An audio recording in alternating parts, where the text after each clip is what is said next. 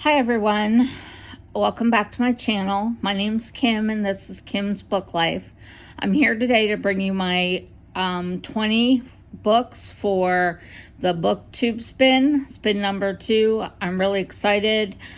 I know they had recommended maybe to do 4 books of one subject, 5 books of one subject. What I decided to do instead for mine is I have a really bad habit, and that is I buy a lot of Book of the Month books and I don't read them. So everything on my list of 20 is a Book of the Month Club book.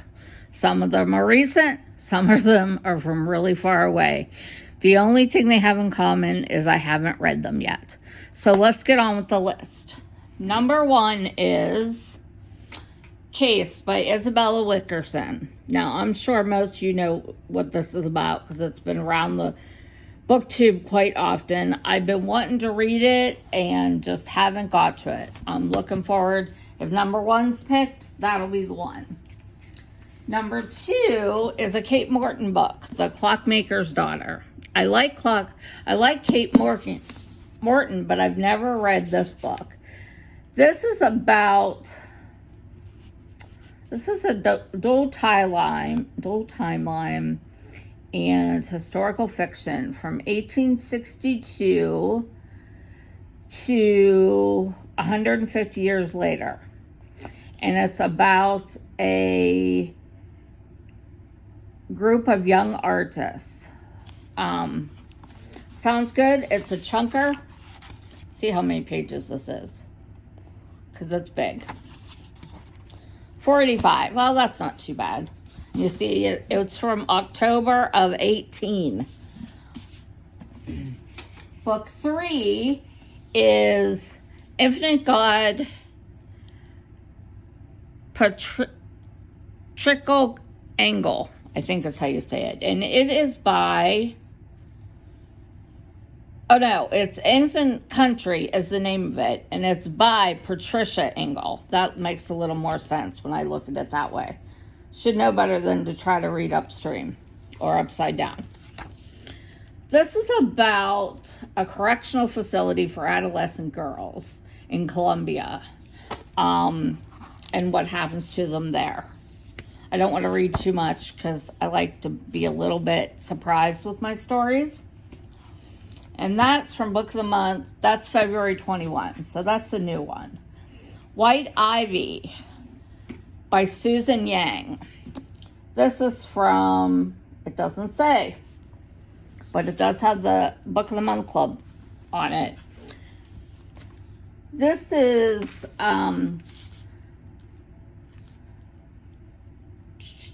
White Ivy begins as many coming to America stories do. Ivy Lynn, a Chinese immigrant, grows up in a low-income apartment complex in Massachusetts, desperate to assimilate with her American papers. She develops a crush on the golden boy, Gideon Speyer, whose patricial New England family is the paragon of the WASP ideal.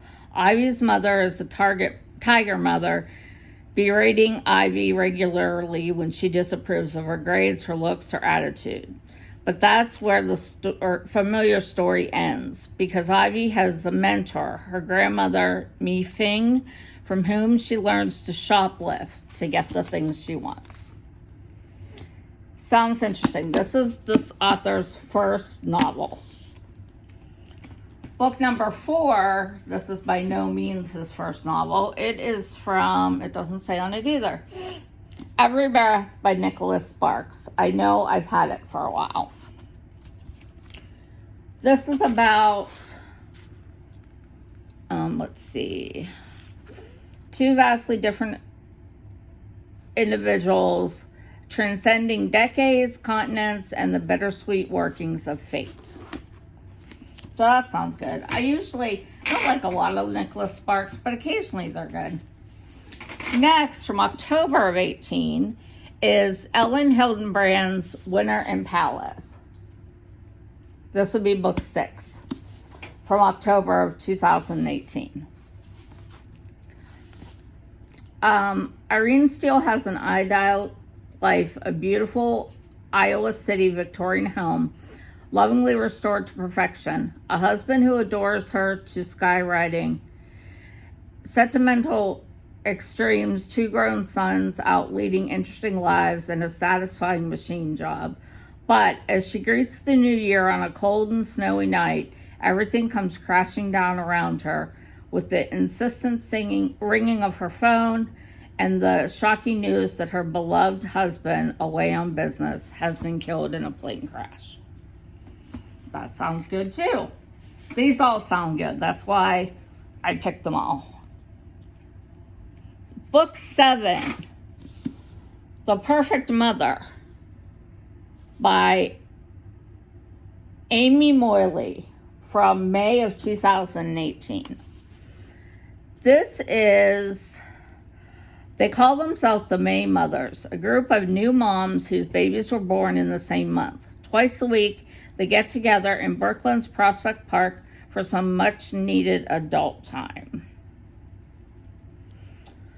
When the women go out for drinks at a hip neighborhood bar, they're looking for a fun break from their daily routine. But on this hot 4th of July night, something goes terribly wrong. One of the babies is taken from his crib. Winnie, a single mom, was reluctant to leave 6-week-old Midas with a babysitter, but our fellow May mothers insisted that everything would be fine. What follows is a heart-pounding race to find Midas, during which secrets are exposed, marriages are tested, and friendships are destroyed. 13 days and unexpected twists. The Perfect Mother is a true page-turner. Like I said, I wouldn't mind reading any of these. Number 8. Okay, guys, this is from June of 2017, and I've never read it. I think everybody in the world has read it but me.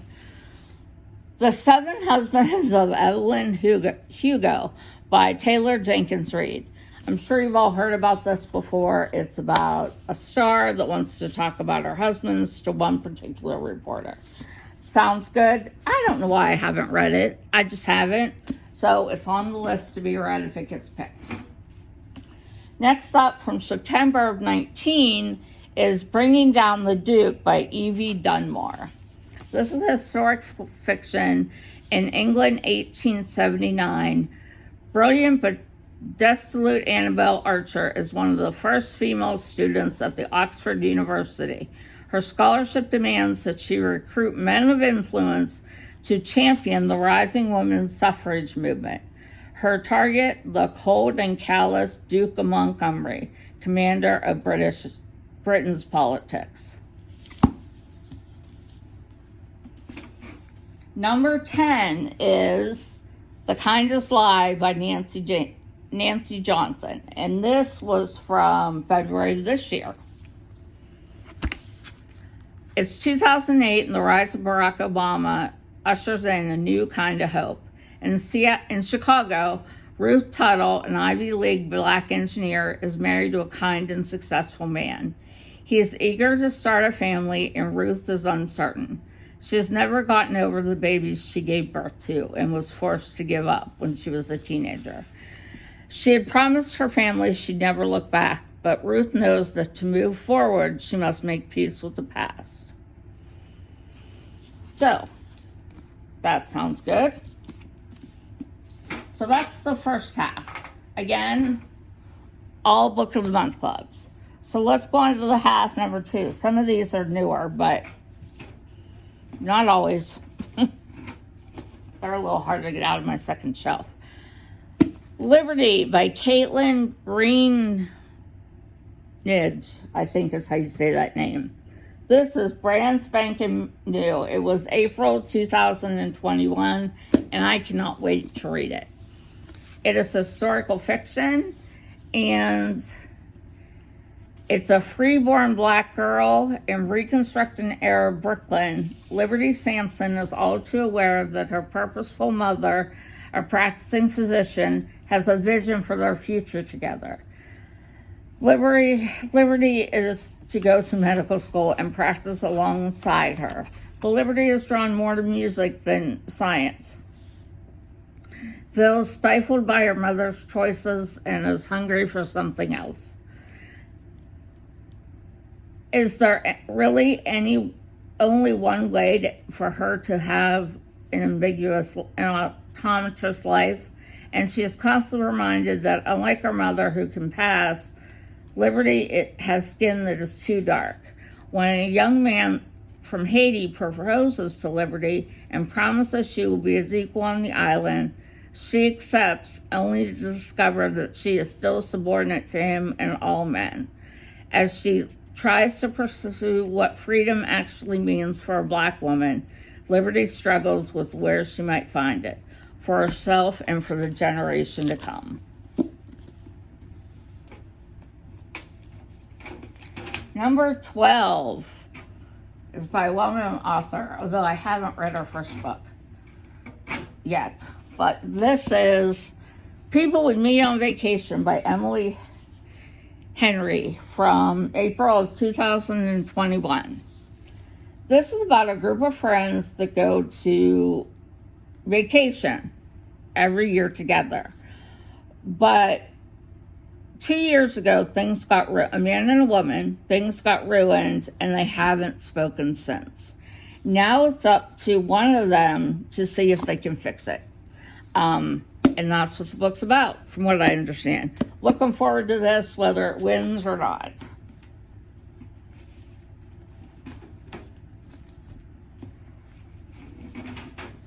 Lucky number 13 is This Time Next Year by Sophia Cozens, I think is how you say it. And this is from November 2020.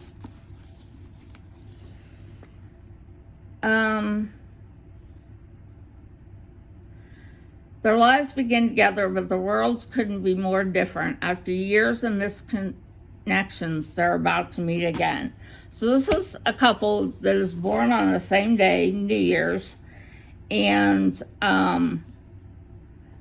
they run into each other at various times, and it turns into a love story, from what I understand. So that is book 13. Book 14 is What You Wish For, from Summer Reads, by Catherine Center. This one I have not read. I've read other Catherine Centers that I've liked. This is a school librarian who loves her job, the kids, and her school family with passion and a joy for living. But she wasn't always that way. Duncan Carter is the new school principal who lives by rules and regulations, guided by the knowledge that bad things can happen. But he wasn't always that way. And Sam knows it, because she knew him before, at another school in a different life. Back then she loved him, but she was invisible. To him, to everyone, even to herself. She escaped to a new school, a new job, a new chance at living. But then Duncan, of all people, gets hired as the new principal there. Although it feels like the worst thing that could possibly happen to Sam, it feels like the best thing that could happen to the school. Until the opposite turns out to be true. The lovable Duncan she has known is now a suit and tie, wearing role-enforcing tough guy to hell bent on predicting the school that he's willing to destroy it. Sounds interesting. And that is book 14. Book 15 is from July of 2020, and it's called Head Over Heels by Hannah Orenstein, I guess. The past 7 years have been hard on Avery Adams. After traveling her entire life to make the Olympic gymnastics team, a disastrous performance ended her athletic career for good. Her best friend and teammate, Jasmine, went on to become an Olympic champion, then committed the ultimate betrayal by marrying their coach. Now reeling from a breakup with her football star boyfriend, Avery returns to her Massachusetts hometown, where her old acquaintance Ryan, now a coach, asks her to help him train Haley, a promising young gymnast with Olympic aspirations. Back in the gym for the first time in years, she's surprised not only by Haley's talent, by Also the Sparks Flying with Ryan. But when a shocking scandal in the gymnastics world breaks, it has shattering consequences for the sport. Avery isn't sure her burgeoning romance can survive it. Sounds good. Book number, let's see here, 16. This is a new one. I just got this one in March. The Book Club Far Away is the name of it, and the author is Tiff Marcello. Not going to be honest, I was in for this because there's books on the cover and it's about a book club. You know, definitely a cover buy. Says here, oh,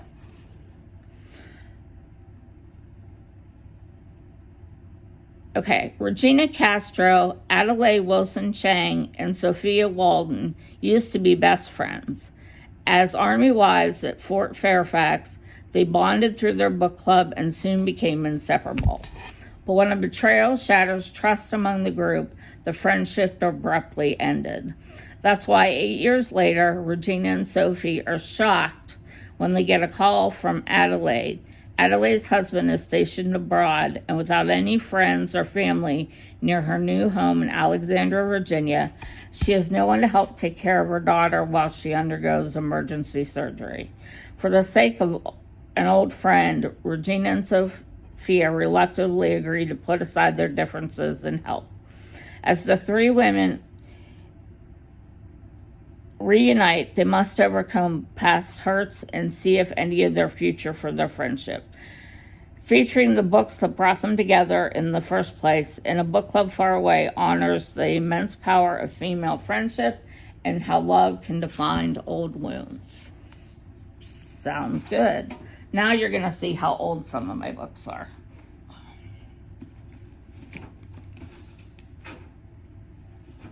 Okay. Book 17. From September of 2017. Little Fires Everywhere by Celeste Ning.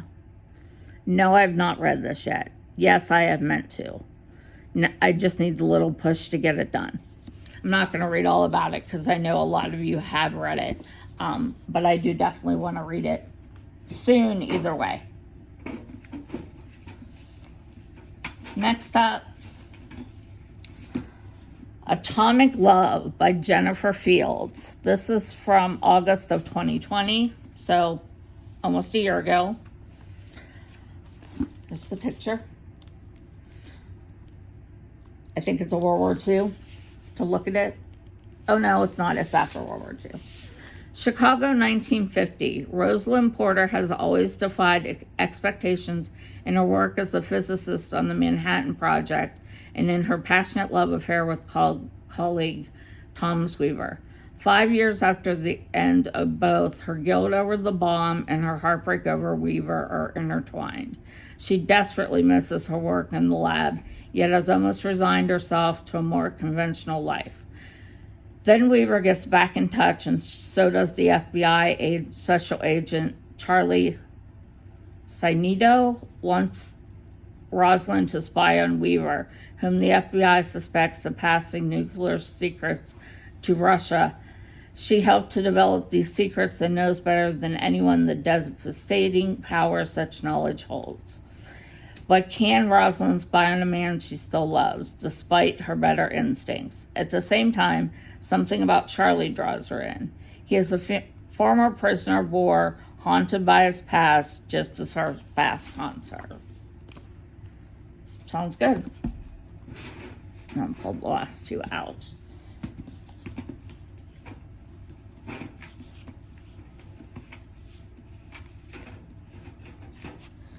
Okay. Excuse me, guys. I need to take a sip of water. I'm getting really dry.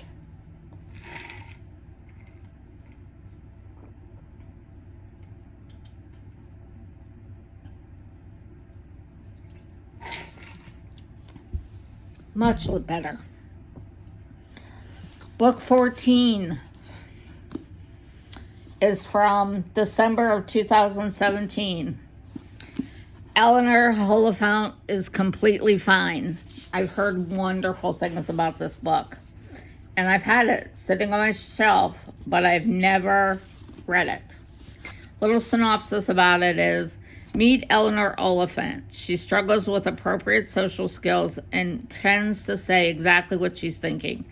Nothing is missing in her carefully timetabled life of avoiding an unnecessarily human contact, where weekends are punctuated by frozen pizza, vodka, and phone chats with mommy. But everything changes when Eleanor meets Raymond, the bubbling and deeply unhygienic IT guy from her office. When she and Raymond together save Sammy, an elderly gentleman who has fallen, the three rescue one another from the lives of isolation that they had been living. Ultimately, it is Raymond's big heart that will help Eleanor find the way to repair her own profoundly damaged one.